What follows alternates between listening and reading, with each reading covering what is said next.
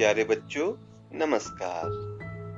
आज हम अपनी हिंदी की पाठ्य पुस्तक रोली हिंदी पाठमाला के अंतर्गत इस पुस्तक का 14वां पाठ, जिसका नाम है मैं रोबोट बोल रहा हूँ, इसे करेंगे। इसमें हमें रोबोट के बारे में बताया गया है। आइए जानते हैं कि इसमें क्या है और इस पाठ के बारे में ज्यादा जानकारी के लिए इसका सूक्ष्म सा एक परिचय जान लेते हैं। रोबोट आधुनिक विज्ञान का चमत्कारी आविष्कार है।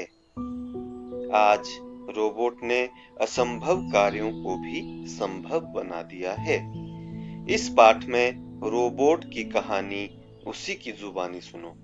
तो इस जो प्रस्तुत हमारे पास पाठ है, इसमें रोबोट अपने बारे में बता रहा है कि मैं क्या हूँ, कैसे मैं बना, इस बारे में सारी बात हम जानेंगे। आइए शुरू करते हैं। तो रोबोट कह रहा है, हेलो मिस्टर मयंक, मैं आपके घर से आपका रोबोट बोल रहा हूँ। घर की बिजली खराब थी। मैंने छत पर जाकर अपनी सोलर बैटरी चार्ज कर ली है।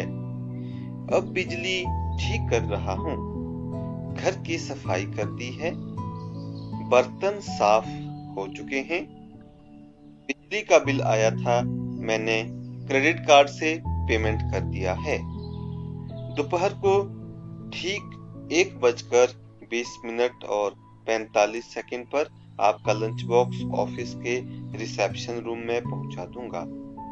ऑफिस से लौटते वक्त आपको जो काम करते हुए आना है, उनकी डिटेल मैंने मेल कर दी है। ओवर। तो ये सारी बातें एक रोबोट, जो उसका मालिक है मयंक, उसको ये सारी बातें कह रहा था। अब आगे जानते हैं।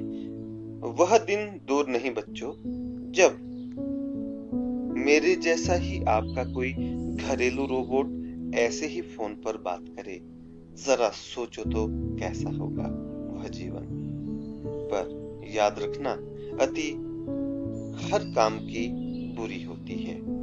बच्चों, आपने रोबोट फिल्म तो अवश्य देखी होगी। यह फिल्म कई बार टेलीविजन पर दिखाई जा चुकी है। इस फिल्म में चिट्टी बड़े बड़े कारनामे दिखाता है। तो बेटा, आपने एक फिल्म टीवी पर देखी होगी, रजनीकांत की, रोबोट। तो उसी के बारे में यहाँ पर बात हो रही है।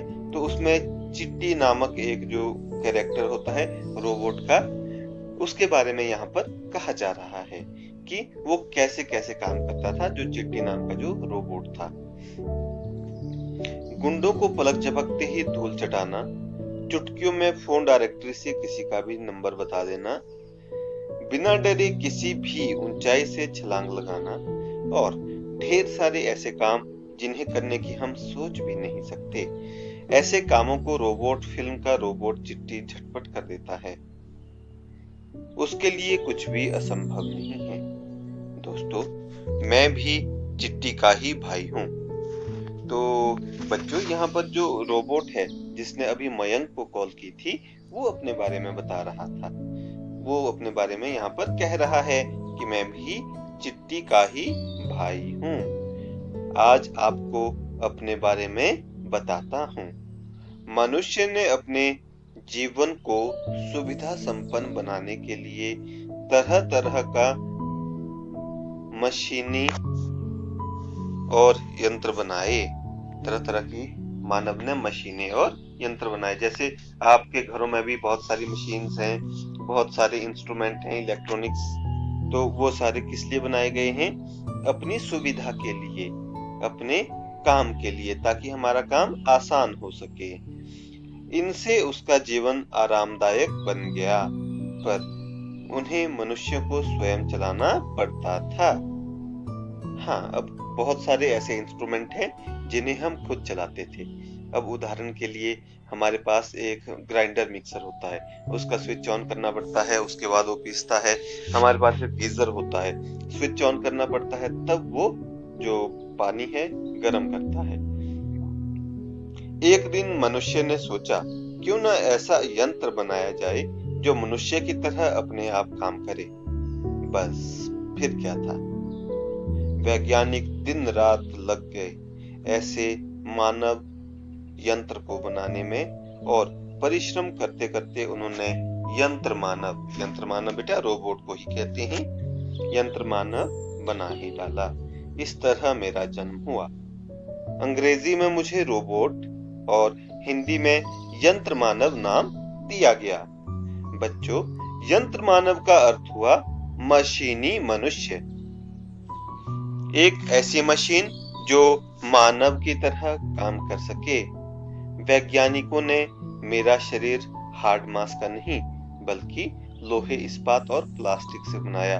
अब जैसे हमारा शरीर बनता है, हमारे अंदर जो होता है हड्डियां होती है, मांस होते हैं, कई तरह की पसलियां होती है, कई तरह की नसें होती है, पर इसमें क्या है, इसमें स्टील और जो प्लास्टिक है वो लगा होता है।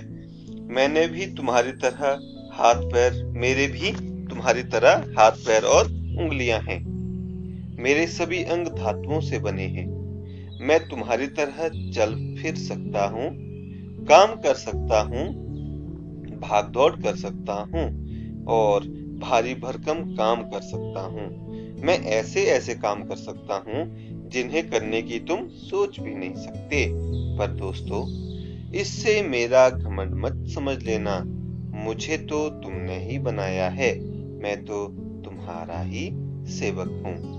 तो बच्चों, आज हम यहीं तक पढ़ेंगे, यहाँ से आगे का हम कल बात करते हैं। तो आज के लिए बस इतना ही। इसे ध्यान से पढ़ना। नमस्कार।